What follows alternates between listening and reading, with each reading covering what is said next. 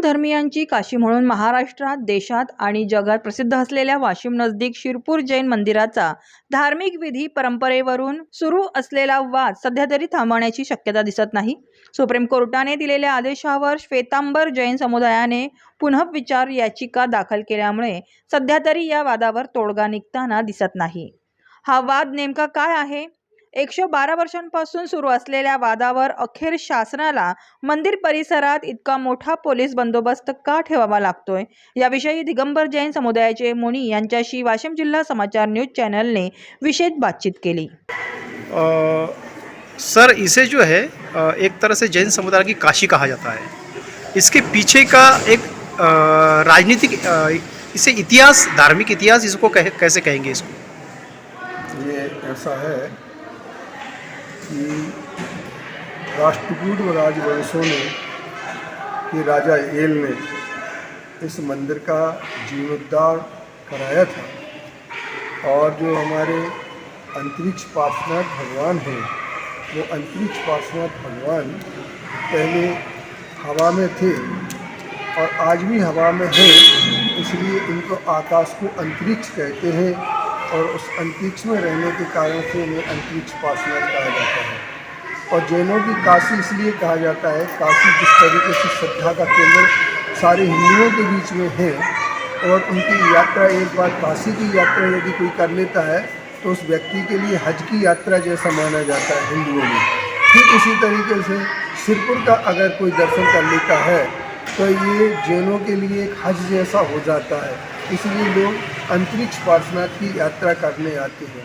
इतिहास का जहाँ तक सवाल है तो इतिहास और पुरातत्व की दृष्टि से यह महत्वपूर्ण इसलिए है क्योंकि क्या है, यहाँ पर ऐतिहासिक राजवंशों ने आकर के इस नगर को काफ़ी यूँ कहना चाहिए प्राथमिकता दी और प्राथमिकता देने के कारण से ये तीर्थ जो है ना अग्रणी रहा है.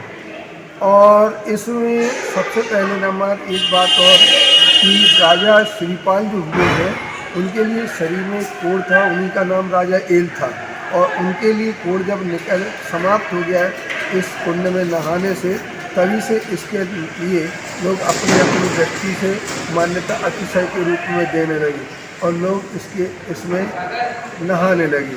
इसका नाम इसलिए काशी भी होने लगा. सर, धार्मिक तीर्थ क्षेत्र के रूप में इसको विकसित करने के लिए या इसका वो स्टैंडर्ड का या उसका दर्जा मिलने के लेकर काफ़ी मांगे हो रही है, लेकिन अभी तक सरकार ने इसको अटेंशन नहीं दिया. आप इस उपलक्ष्य में क्या कहोगे? इस संदर्भ में हम एक बात कह सकते हैं कि पर्यटन केंद्र बनने पर क्या होता है कि बहुत सारी अनियमितताएं आ जाती हैं और अवांछनीय तत्व आकर के अपने अपनी दृष्टिकोण से काम करने लगते हैं, जिसमें शराब पीना भी होता है, जुआ खेलना भी होता है, इसके उपरांत वेश्यावृत्ति भी होती है, काल गरले भी आ जाने लगती है आने में. तो ये इस तरीके से धर्म के विपरीत कार्य होता है, इसलिए मैं पर्यटन केंद्र के रूप में इसे पसंद नहीं करता हूँ. मैं तो तीर्थाटन बने इस चीज़ के लिए ज़्यादा पसंद करता हूँ. तो सरकार से आप क्या अपील करोगे तीर्थाटन बनने को लेकर, या सरकार से जो जैसे नई पॉलिसी के विकास में जैसे धर्मशाला यहाँ निर्मित हों, इसके उपरांत यहाँ पर जो तीर्थ क्षेत्र के रूप में सड़क अच्छी उच्च क्वालिटी की सड़क बने, इसके उपरांत यहाँ पर नागरिकों के लिए रोजगार मिले, नागरिकों के लिए जो गरीबी लोग हैं उन गरीब लोगों के लिए अनेक प्रकार की योजनाएं बनाई जाएं. इन सबके लिए जो है ना एक तीर्थाटन विकसित करते हुए जिस तरीके से धार्मिक व्यक्तियों के लिए अच्छे से अच्छा माहौल मिलना चाहिए वो यहाँ पर दिया जाए तो अच्छा रहेगा. प्रकाश व्यवस्था, स्वास्थ्य व्यवस्था, शिक्षा व्यवस्था आदि की जाए तो बहुत अच्छा होगा. महावीर जी का अभी 2 दिन पहले ही जयंती थी. इस उपलक्ष्य में आज के परिप्रेक्ष्य में उनके विचार जो है वो कितने अमल में लाने के लिए और उससे पूरा मानव जीवन जो है कैसे सुख और समाधान से संपन्न हो सकता है? देखिए, जहाँ तक इस बात में महावीर भगवान का अनेकांत, अहिंसा और अपरिग्रह के 3 सूत्र हैं. इन 3 सूत्रों को यदि आदमी अपना लेता है तो उस आदमी के अंदर बहुत सारी विचारधारा में एक नया चिंतन भी आता है और जीवन में सुख, शांति और आनंद आने की संभावना होती है. जिस चिंतन से, जिस प्रकार की सोच से सुख, शांति और आनंद आने लगे, वही दार्शनिक सोच जो होता है महावीर की सोच से तालमेल बिठा लेता है. और हम ये कह सकते हैं कि भगवान महावीर ने जो हमारे लिए बात बताई है वह बात यही है कि जीवन में कर्म योगी बनना चाहिए और हमारा जीवन महान बन सकता है जन्म से नहीं, कर्म से। जाति, वर्ण और संप्रदाय और पंथवाद से दूर हट करके और एक इंसानियत के लिए, मानवता के लिए हमें सोचना चाहिए। और जितना हम मानवता के लिए सोचेंगे उतना ही हमारा जीवन बहुत अच्छा बनेगा और महावीर के सदृश बन सकेगा। ये हर आदमी के लिए शांति, आनंद और सुख का उपाय बताने वाले भगवान महावीर का जियो और जीने का सूत्र भी बहुत आज प्रासंगिक है और इस आधार पर ही हम बहुत कुछ आगे बढ़ सकते हैं। आज की जो जनरेशन है वो छोटे छोटे जो बच्चे हैं, छोटे छोटे जो जनरेशन्स है, वो मुनि अपना सारा सभी भौतिक सुविधाओं को छोड़ के त्याग कर काफ़ी हर जगह से यूपी है, राजस्थान है, काफ़ी जगह से वो मुनि में या उसमें परिवर्तित हो रहे हैं। इसको आप कैसे देखते हैं? यह एक जीवन जीने की दो रास्ते हैं, एक सभ्य रास्ता और एक संत रास्ता है। तो सभ्य लोग जो होते हैं वो सभ्यता के आधार पर चलते हैं और संत लोग जो होते हैं त्याग, तपस्या के आधार पर चलते हैं।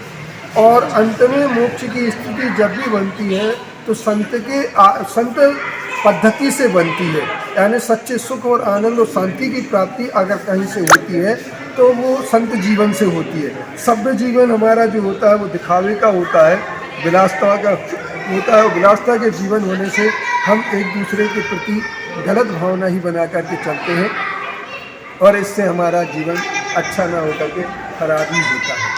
अच्छा, ये एक विवाद था और वो 45 इयर्स के बाद में उसको एक हैप्पी एंडिंग बोलेंगे उसको, वो हो गई है। उसको आप कैसे देखते हैं? विवाद, चूँकि अब ये क्या है कि विवाद तो कुछ नहीं था, निर्विवाद था, पर विवाद का इस पर कहर ढाल लिया गया है। क्योंकि जैसे अंग्रेज़ों का भारत में कोई भी अस्तित्व नहीं था, पर अंग्रेज़ों ने 200 साल तक सत्ता संभाली, इसी तरीके से यहाँ पर श्वेतांबरों का कोई अस्तित्व नहीं था सिरपुर में, फिर भी श्वेतांबरों ने अपनी कूटनीति के आधार पर इस क्षेत्र को अपना बनाया।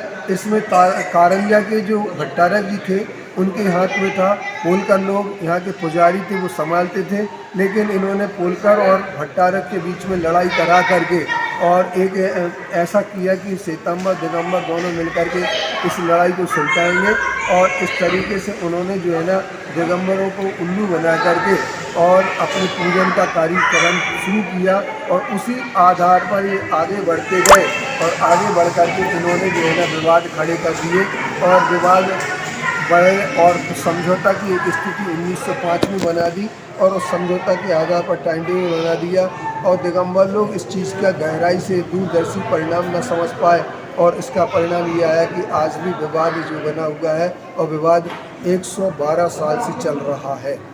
अब इस विवाद को सुलझाने के लिए हम लोग समझौते कर रहे हैं, लेकिन उन समझौतों का परिणाम क्या आता है ये नहीं कह सकते हैं, क्योंकि धर्म वही होता है, तीर्थ वही होता है जहाँ शांति हो, अहिंसा हो और सत्य हो। अच्छा, सुप्रीम कोर्ट ने नई गाइडलाइंस दी है, उसके अकॉर्डिंग जो है आप क्या टिप्पणी करोगे? सुप्रीम कोर्ट की जो नई सुप्रीम कोर्ट ने दिगंबर जैन की जो पुनर्विचार याचिका है, उस दिगंबरों की पुनर्विचार याचिका को ग्राह्य मान करके उन्होंने 2 संकेत दिए हैं, 2 अपने पद्धति दी है। उन्होंने एक तो ये कहा कि मूर्ति के मूल स्वरूप में परिवर्तन नहीं होना चाहिए, दूसरे नंबर उन्होंने ये कहा है कि किसी डिस्ट्रिक्ट एडमिनिस्ट्रेशन के सुपरविज़न में लेप करिया होना चाहिए, उसमें मनमानापना नहीं होना चाहिए।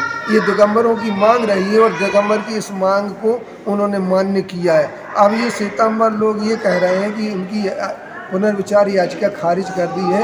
ये एक भ्रम फैलाया जा रहा है और इस भ्रम का कारण जो है ना वो अपनी सत्ता को पुनर्स्थापित करने का प्रयास कर रहे हैं, जबकि यह एक गलत कार्य है और इस तरीके से लोगों को भ्रम में डालने का कार्य नहीं किया जाना चाहिए। कृषी जगत उपकरण वाशिम, हिंगोली नाका वाशिम आंतरराष्ट्रीय दर्जाचे व उमिया ब्रँड कंपनीचे शेतीचे सगळे उपकरणं मिळणारे विश्वसनीय, हमखास आणि हक्काचे ठिकाण कृषी जगत उपकरण वाशिम। सरकार मान्य सबसिडी, सुलभ लोन सुविधा, शेतकरी तसेच ग्राहकांच्या सेवेत 24 तास तत्पर, सहज पेमेंट सुविधा देणारे शेतकऱ्यांचे हक्काचे ठिकाण कृषी जगत उपकरणे, हिंगोली नाका वाशिम। संपर्क 9960844045। त्यामुळे पाहण्यासाठी आपल्या चॅनलला सबस्क्राईब करा, लाईक करा, शेअर करा आणि बेल आयकॉन दाबायला विसरू नका.